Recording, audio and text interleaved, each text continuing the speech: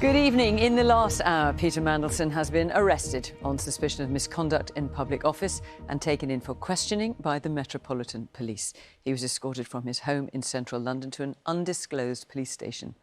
The former ambassador to the US was sacked in September after information emerged in the Jeffrey Epstein files regarding his ongoing friendship with a convicted paedophile and the alleged leaking of confidential government information while he was business secretary. The BBC understands he denies engaging in any criminal activity and that he was not motivated by financial gain. The details of this story are still emerging, but here's the latest from Daniel Sanford. Accompanied by two police officers who had just arrested him, Lord Mandelson being led to an unmarked car and being taken away to a police station for questioning. Minutes later, the Metropolitan Police confirmed that they had arrested a 72-year-old man on suspicion of misconduct in public office. The investigation of Lord Mandelson began 2.5 weeks ago with searches of his London home in Camden and his second home in Wiltshire. It was triggered by emails in the Epstein files, allegedly showing Lord Mandelson communicating with Jeffrey Epstein himself.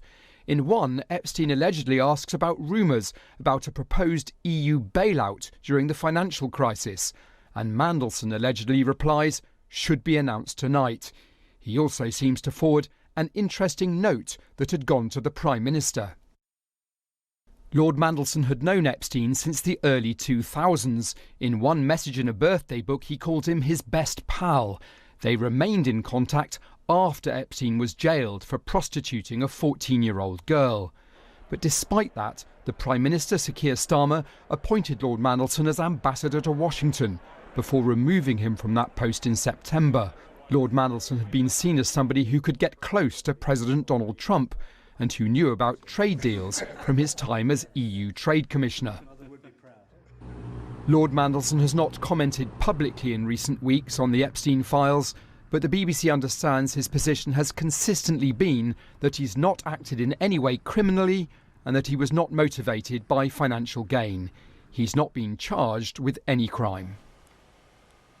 Well, Daniel's with me here now. So information's still coming in about this, Daniel, but what more can you tell us about the arrest? It was just after 4:15 this afternoon that a BBC team who were outside Lord Mandelson's house at the time saw officers arriving there. They looked very clearly to be police officers, but although they were wearing suits, they seemed to have these body-worn cameras on their jackets, which is a strong indication that they might have been police officers. That obviously alerted us to the possibility that something was happening.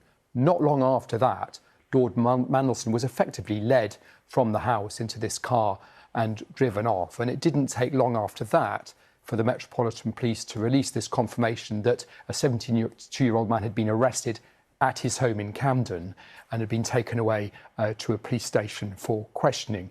Now, how long that question will be, we simply don't know. I think for a crime like this, what we call a sort of white-collar crime, it's not that likely to be an overnight stay. It's likely to be a few hours, because obviously this is still quite early stages of this investigation. And in fact, there are many parallels between this and the Andrew investigation in that once that initial questioning has happened, it could then be that there's a lot more work that the detectives need to do before they then come up with any decision about where the investigation goes. The investigation's been run by an organisation within the Met called Central Specialist Crime, and the nub of the allegation against Lord Mandelson is that he allegedly was sharing market-sensitive information with his friend Jeffrey Epstein.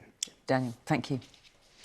Well, we can speak now to our political editor, Chris Mason. And Chris, we're beginning to get used to falls from grace following the release of the Epstein files, but this is still quite a moment. It really is, yeah. Just a year ago, Lord Mandelson was a matter of weeks into one of the marquee jobs that can be bequeathed by the British state, His Majesty's ambassador to Washington. There he was amid the glamour and the splendour and the access to power. I was there in the British Embassy in Washington a few weeks into his stint, and he was clearly revelling in yet another high-profile role in British government. And where are we tonight?